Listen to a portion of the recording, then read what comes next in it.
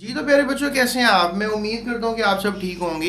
आज की वीडियो में बात करेंगे हम आपसे बहुत ही इंपॉर्टेंट ऑर्गेनेली की, एक इंपॉर्टेंट पार्ट की सेल के, जो एक फ्लूइड टाइप पार्ट होता है।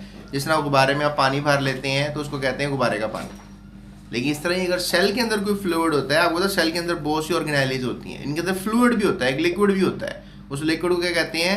Cytoplasm. Cyto mean cell, plasm mean fluid.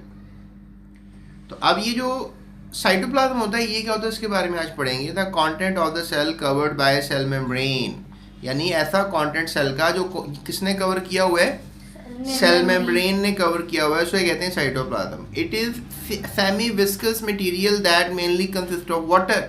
ये सेमी विस्कस का मतलब है कि इसके अंदर ये थोड़ा सा गाढ़ा है, इतना गाढ़ा नहीं है कि बिल्कुल ही जेली बन जाए, जेल बन जाए। सेमी विस्कस जिस तरह आप अंडे का फ्लूइड कह लें, अंडा भी एक सेल है ना, उसके सेंटर में जर्दी होती है, वो न्यूक्लियस है।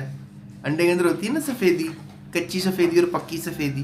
तो मैं कच्ची सफ़ेदी की बात कर रहा हूँ, right? That is semi viscous, ठीक है। तो आगे जो बताया जा रहा है वो ये है कि इस सेमी विस्कस मटेरियल के अंदर आपको क्या मिलेगा? क्या मिलेगा? Water, salt and protein. तो क्या क्या होगा इसमें, दोबारा बताओ। Water, salts and proteins. Okay. Most of the cell function take place in the cytoplasm. यानी सेल के अंदर जितने भी फंक्शन हो रहे होते हैं वो कहाँ हो रहे होते हैं? साइटोप्लाज्म। क्या इसमें भी मेहंदी के फंक्शन होते हैं? नहीं, इसके अंदर कौन से फंक्शन होते हैं कि प्रोटीन का बनना, रिएक्शंस का होना, ये सब के सब सेल के अंदर हो रहे होते हैं, ठीक है। और कहाँ हो रहे होते हैं? साइटोप्लाज्म में हो रहे होते हैं, ठीक है। न्यूक्लियस के अंदर भी एक फ्लूइड बताया था मैंने आपको। न्यूक्लियस के अंदर फ्लूइड है, वो कौन सा है? न्यूक्लियोप्लाज्म, ठीक है, भूल गए आप। न्यूक्लियस के अंदर न्यूक्लियोप्लाज्म, सेल के अंदर साइटोप्लाज्म, ठीक है।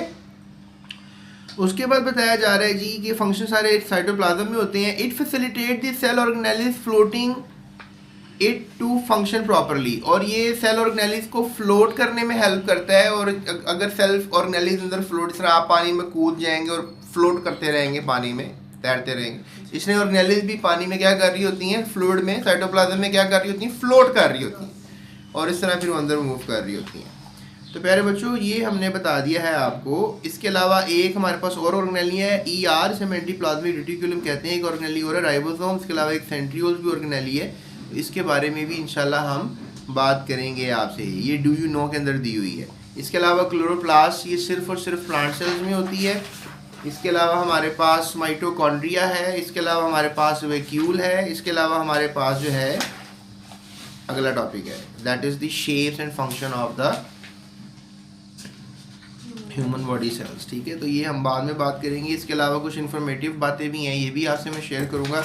सो GS एकेडमी के प्लेटफॉर्म से आपको बहुत कुछ समझ में आने वाला है। हमारे साथ रहिएगा, अभी चैनल को सब्सक्राइब करें। Thank you so much for watching this video. Description में लिंक है, आप उस लिंक पे क्लिक करके सारी बुक की तमाम videos totally free of cost देख सकते हैं।